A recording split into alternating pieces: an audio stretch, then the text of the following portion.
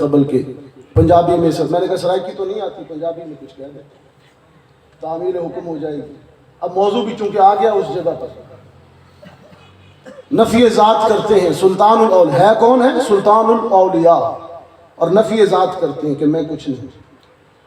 صحابہ اولیاء کچھ نہ سب کچھ ہو کر بھی اپنے آپ کو کچھ نہیں سمجھتی تھی، اور ہم کچھ نہ ہو کر بھی اپنے آپ کو فن خوان سمجھتے۔ سلطان باہو کہتے ہیں کہ میری ذات کیا ہے، میں تو کچھ نہیں، تمثیل کے طور پر کہتے ہیں کہ نام سیر نام پائی چھٹا کی تے نام سرسائی۔ یہ پاؤ چھٹاک سیر یہ اوزان ہے، یہ اولیاء جو ہوتے ہیں اللہ والے، ان کی عجیب تصوف کی زبان ہوتی ہے، اس کا ایک علیحدہ ہی رنگ ہوتا ہے۔ اب یہاں پر سلطان الاولیاء اوزان کو پکڑ رہے ہیں، معلوم ہوتا ہے جیسے کہ جوہری بیٹھا ہوا ہے۔ نام سیر میرے تو اعمال کا کچھ وزن نہیں، نام سیر نام پائی چھٹا کی تے نام سرسائی، نام تولا نام ماشا ہن گل رتیاں تے آئی۔ رتی میں تے مینوں رتیاں نال تول، رتی میں تے مینوں رتیاں نال تول، تے رتی بھی پوری ناہی، اے وزن تول ونج پورا ہو سی جدو ہو سی فضل الہی۔ اولیاء کا حال دیکھا آپ نے؟ اولیاء کا حال یہ ہے نصر ذات، کسر ذات، اور قصور کا ایک پنجابی ولی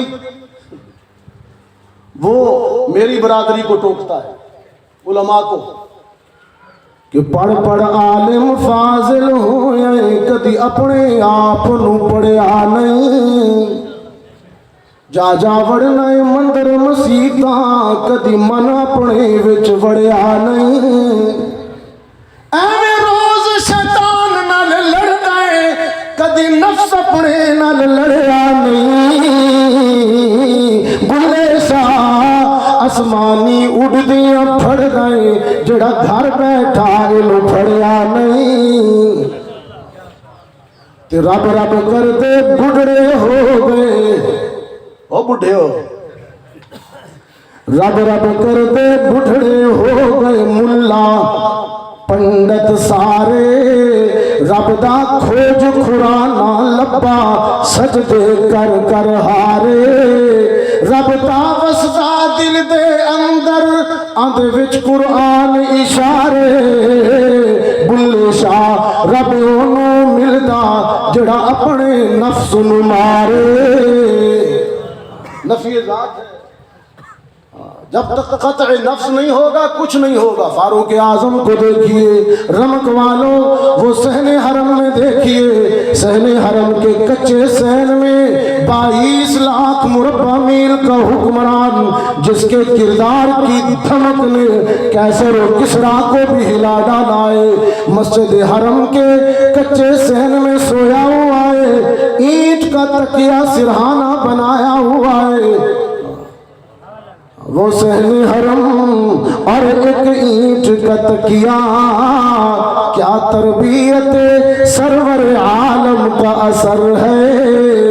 فخر ایسا فخر ایسا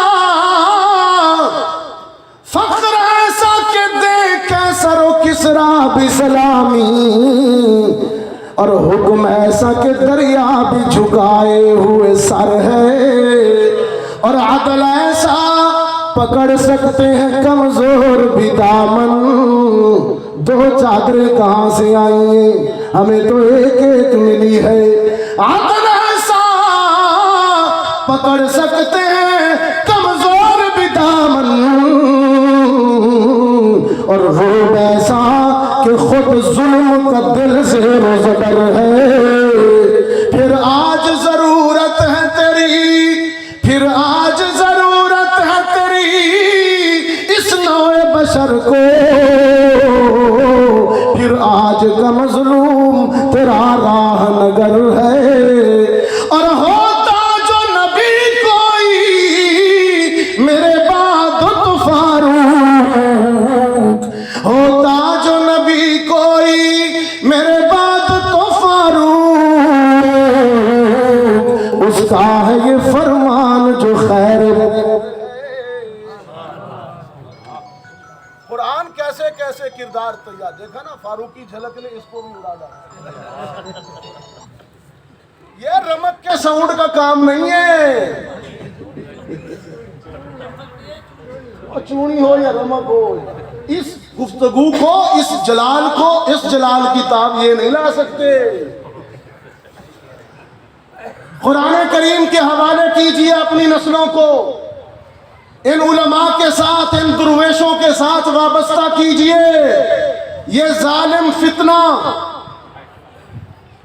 اس کے فوائد بھی بڑے ہیں، اس کے فوائد بھی بڑے ہیں، لیکن اس کی تباہ کاریاں بھی بڑی ہیں۔ اس سے بچنے کا یہی ایک طریقہ ہے کہ اپنی نسلوں کو قرآن کے سپرد کریں، اہل قرآن کے سپرد کریں۔ طاغوت نے جال پھیلائے ہیں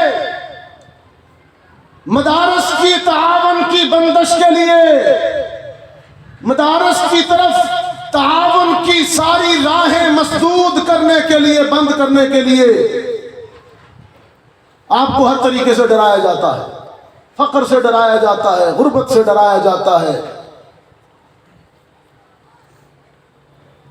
لیدر کی جیکٹ یا جوتا لینے چلے جاؤ تو وہ اتنا مہنگا ہے کہ خدا کی پناہ، لیکن مدرسے کو ملنے والی وہی کھال اتنی سستی ہے کہ اب مدرسے والے کہتے ہیں ہماری بھی لے جاؤ۔ یہ سمجھیے اس کو، یہ سب کچھ پلاننگ ہے۔ طاغوت نے تمام ہتھ کنڈے تیار کر رکھے ہیں قرآن اور اہل قرآن کو بند کرنے کے لیے، لیکن ہے مجھے بھی یہ یقین کہ خدا پاک خود ضامن ہے اس کی حفاظت کا۔ کچھ نہیں ہوگا انشاءاللہ، نہ پہلو سے کچھ ہو سکا۔ برطانیہ کے دور میں برطانیہ نے تھوڑا علماء کو درختوں پہ لٹکایا، آج وہی برطانیہ جو ادھر قرآن کی آواز خاموش کرنے کے لیے ظلم پہ اترا ہوا تھا، آج اسی برطانیہ میں مسلمانوں کی پوری آبادیاں ہیں۔ مجھے دوستوں نے بتایا کہ برطانیہ کے اندر، لندن کے اندر مسلمانوں کا اپنا متوازی نظام ہے، وہاں کی اپنی عدالتیں ہیں، مسلمانوں کے اپنے بازار ہیں، مسلم بازار۔ میں نے کہا لے لو، اور ایسے ایسے مدارس ہیں وہاں برطانیہ میں، اللہ اکبر اللہ اکبر، تیرے میرے مدارس کیا ہے۔ دیکھا کیا حال ہوا۔ اس سے پہلے روس نے کوشش کی، سوویت یونین نے 70 سال تک مذہب کا گلا گھونٹے رکھا، لیکن زیر زمین مسلمانوں نے قرآن کی درسگاہیں پھیلائی۔ وہ روس ٹوٹا، پتہ نہیں کتنی اسلامی ریاستیں بن گئی۔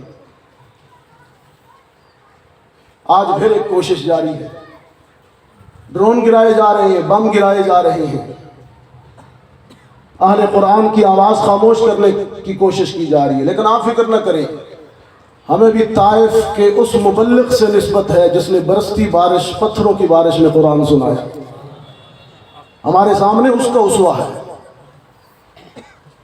اللہ میری ان معروضات کو قبول فرمائے۔ آپ حضرات اس جامع خلفاء راشدین میں تشریف لائے، اللہ تعالیٰ اس مدرسے کو دن دگنی رات چگنی ترقی نصیب فرمائے۔ مدارس کے ساتھ تعاون کیا کرے۔ یقین جانیے اس دور میں یہ لوگ اپنی دنیا قربان کر کے آپ کی نسلوں تک، آپ کی اولادوں تک قرآن پہنچا رہے ہیں۔ اللہ نے ان کا انتخاب کیا ہے، ان کے ساتھ تعاون کیا کرے، ان کو محبت سے دیکھا کرے، غنیمت سے دیکھا کرے کہ اس دور میں بھی ایسے یہ اصحاب رسول کی صفات کے حامل ہیں، پیکر ہیں، اس دور میں بے لوث ہو کر قرآن کی خدمت کر رہی ہیں۔ تعاون کریں، انہیں محبت سے دیکھیں۔ سارا زمانہ ان پر زبان درازی کرتا ہے، زبان چلاتا ہے، تانے دیتا ہے، اور یہ تانے سن کر بھی قال اللہ قال الرسول کی دنیا آباد کیے ہوئے ہیں۔ آپ کی یونیورسٹی اور کالجوں کو کروڑوں کی گرانٹ ملتی ہے، پھر جا کے تھوڑے سے وہ عجیب و غریب نمونے تیار ہوتے ہیں۔ جب وہ پڑھ کر آتے ہیں تو باپ گھر میں ڈرتا ہے کہ ادب سے بات کرنی ہے بیٹے سے، کہیں ناراض نہ ہو جائے صاحب۔ اور یہ فقیر بچوں کو روٹی بھی کھلاتے ہیں، رہائش بھی دیتے ہیں، کمرہ بھی دیتے ہیں، کھانا بھی دیتے ہیں، پڑھاتے بھی ہیں، فیس بھی نہیں ہے، الٹا ان کو وظیفہ دیتے ہیں، سوٹ بھی دیتے ہیں۔ گورنمنٹ اربوں کھربوں کی گرانٹ دے کر وہ کام نہیں کرتی جو یہ زکوٰۃ کے چند ٹکوں سے کر جاتی ہے۔ آپ ان کو اپنا میل دیتے ہو، زکوٰۃ، عشر، اس پہ فخر نہ کیا کرو کہ ہم تعاون، میں تو کہتا ہوں یہ لفظ تعاون نہیں ہے، آپ دیتے زکوٰۃ ہو، عشر ہو، کہتے ہو تعاون، یہ تعاون تھوڑا ہے، تو آپ نے اپنے سر سے ذمہ داری اتاری ہے۔ تعاون تو اور ہوتا ہے، زکوٰۃ سے ہٹ کر ہوتا ہے۔ اب ہم کیا کریں، آپ نے ہمیں دور یتیمی میں ڈال دیا، وہ جو یتیموں کا حق تھا اس پر آپ نے دین کو ڈال دیا۔ آپ بھی تو بڑے استاد ہو گئے۔ خیال کیا کریں ان کا، انہیں تنہا نہ چھوڑیے، ان کے ساتھ تعاون کریں، محبت کریں۔ کل حشر کے دن اللہ کا رسول اللہ کی عدالت میں جن لوگوں کے خلاف شکوہ کرے گا، شکایت کرے گا، ان کی فہرست سے اپنے آپ کو نکالیں۔ اللہ میری معروضات کو قبول فرمائے۔ وآخر دعوانا الحمدللہ رب العالمین۔